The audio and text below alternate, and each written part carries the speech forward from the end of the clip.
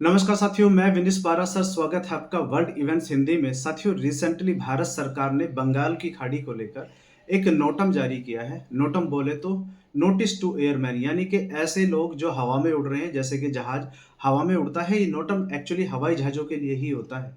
Recently साथियों, भारत सरकार ने एक नोटम जारी किया है कि 15 से 17 अक्टूबर तक ये बंगाल की जो खाड़ी है, यहाँ पर भारत एक लंबी दूरी की मिसाइल का परीक्षण करेगा। तो इसके लिए पहले से ही नोटम जारी किया जाता है साथियों, ताकि उस समय जिस टाइम फ्रेम में ये मिसाइल परीक्षण होना है, उस समय उस एरिया के ऊपर से दुनिया का कोई भी जहाज गुजरे ना, तो पहले से ही सरकारें एक नोटम जारी करती हैं। साथियों, जैसे ही भारत सरकार ने ये नोटम जारी किया, वैसे ही अमेरिका का जासूसी जहाज और चाइना का जासूसी जहाज, चाइना का जासूसी जहाज युआंग वांग 5 और अमेरिका का टाइटन, ये दोनों इंडियन ओशन में हिंद सागर में आकर खड़े हो जाते हैं। साथियों, अमेरिका कभी नहीं चाहता, या चाइना भी, अमेरिका और चाइना कभी नहीं चाहते कि भारत के पास एक ऐसी मिसाइल आए, लॉन्ग रेंज ऐसी मिसाइल आए, जो भारत की धरती से लॉन्च होकर चाइना के किसी भी कोने में जाकर सटीक वार कर सके, या भारत की धरती से लॉन्च होकर अमेरिका के किसी भी क्षेत्र में जाकर सटीक वार कर सके। ये दोनों देश कभी भी ये नहीं चाहते। साथियों, यहाँ पर एक बात ध्यान रखने की ये है, अमेरिका चाइना एक दूसरे के आज के समय प्रतिद्वंदी हैं, लेकिन जहां पर भारत के रणनीतिक इंटरेस्ट होंगे, ये दोनों देश एक होते हुए दिखाई देंगे। जैसे कि इस पर्टिकुलर, यदि आप इसकी बात करो, ये दोनों देश कभी नहीं चाहेंगे कि भारत के पास भी लॉन्ग रेंज मिसाइल आए। साथियों, जैसे ही भारत सरकार ये नोटम जारी करती है, दोनों देशों के जहाज, जो इनके जासूसी जहाज हैं, वो हिंद महासागर में आके खड़े हो जाते हैं। हालांकि साथियों, ये देश ये कहते हैं कि देखो जी, ये जो हमारे जहाज हैं, ये तो रिसर्च के लिए हैं, समुद्र में रिसर्च करते हैं। जबकि ये चाइना का ये युआन वांग 5 जहाज है, ये सैटेलाइट को की ट्रैकिंग करता है, और जो भी मिसाइल के परीक्षण होते हैं, उनकी साथियों ये जासूसी करता है। साथियों, ये चाइना का जो जहाज है, ये युआंग वांग 5, ये मलेशिया में खड़ा हुआ था, मलेशिया के तट पे खड़ा हुआ था, और भारत सरकार जैसे ही नोटम जारी करती है, साथियों, ये मलेशिया से आप अपनी स्क्रीन पे ये मैप देख सकते हैं, ये यहाँ मलेशिया में खड़ा हुआ था, और जैसे ही भारत सरकार ने नोटम जारी किया, उसके 34 मिनट बाद साथियों, ये यहाँ से चलकर आप ये अगले मैप में देख सकते हैं, ये यहाँ से चलकर साथियों, ये भारत के हिंद महा यानी कि इंडियन ओशन में हिंद महासागर में आ जाता है। और अमेरिका की तरफ से ये टाइटन, जो अमेरिका का जासूसी जहाज है, ये पश्चिम की तरफ से अमेरिका का टाइटन जहाज आ जाता है। हालांकि साथियों, ये इन देशों का ये बोलना होता है कि देखो जी, हमारा तो ये जहाज है अंतर्राष्ट्रीय जल सीमा क्षेत्र में खड़ा हुआ है। ऐसे में कोई देश साथियों इनको कुछ बोल भी नहीं सकता, और अपनी कहीं शिकायत भी दर्ज नहीं करा सकता। अब साथियों, सवाल ये उठता है कि चाइना ने अपना ये जहाज भेज दिया, अमेरिका ने भी हिंद महासागर में भेज दिया। अब ये कैसे पता करेंगे कि ये हमारे जल क्षेत्र में खड़ा हुआ है या अंतरराष्ट्रीय जल क्षेत्र में खड़ा हुआ है?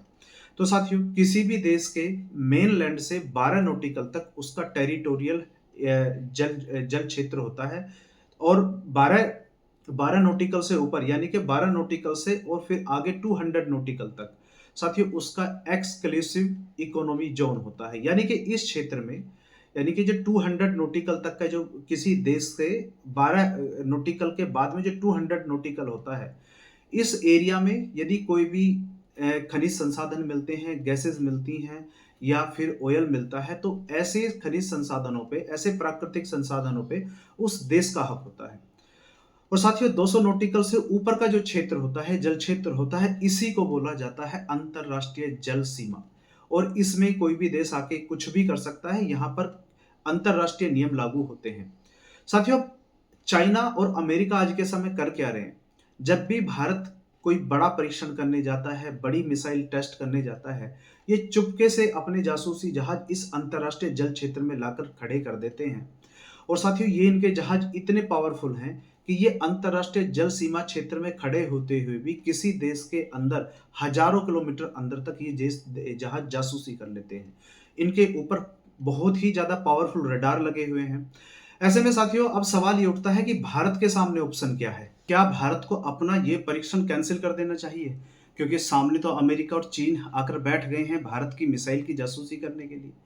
लेकिन साथियों, ये मिसाइलों के परीक्षण को कैंसल करना, इसमें पैसे की भी हानि होती है और लॉजिस्टिकली ये काफ़ी नुकसानदायक भी होता है और सामने वाले देशों को ये मैसेज भी जा सकता है कि भारत यहाँ पर दबाव में आ गया है। और साथियों, आज के समय अमेरिका और चीन यही चाहते हैं कि भारत दबाव में आए इन दोनों देशों के, और भारत जब भी मिसाइल परीक्षण करने जाए, भारत यदि यहाँ दबाव में आ जाता है तो ये फिर जब भी भारत नेक्स्ट टाइम मिसाइल परीक्षण करने जाएगा तो फिर ये अपनी जासूसी जहाज डिप्लॉय कर देंगे हिंद महासागर में। तो अब सवाल यही उठता है कि भारत के सामने ऑप्शन क्या है? तो एक तो साथियों, भारत यहाँ ये कर सकता है कि अपने डिफेंस को और ज़्यादा मजबूत करे। हालाँकि भारत मजबूत रखता है, लेकिन और ज़्यादा स्ट्रॉन्ग कर सकता है। दूसरा, एक डिप्लोमैटिकली इन दोनों देशों को ये मैसेज पहुँचाने की ज़रूरत है कि आप जो ये बार-बार कर रहे हो, हम आपके इस जहाज़, आप जो बार-बार ये अपने जहाज़ डिप्लॉय करते हो, यहाँ पर लाकर खड़े कर देते हो हिंद महासागर में, हम इससे डरने वाले नहीं हैं। ये डिप्लोमैटिकली दोनों देशों को मैसेज पहुँचाना साथियों बहुत ज़रूरी है।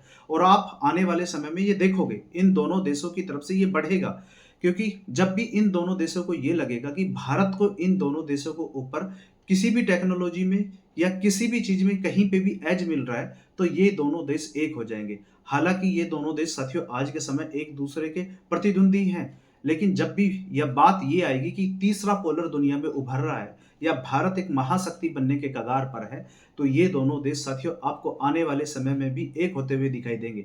बेशक इनकी कितनी भी दुश्मनी हो, क्योंकि ये दोनों देश एक बात को समझ गए हैं कि दुनिया की जो पावर है, दुनिया की जो चौधरी हैं, अब अमेरिका समझ गया है कि चाइना का राइज़ हो चुका है।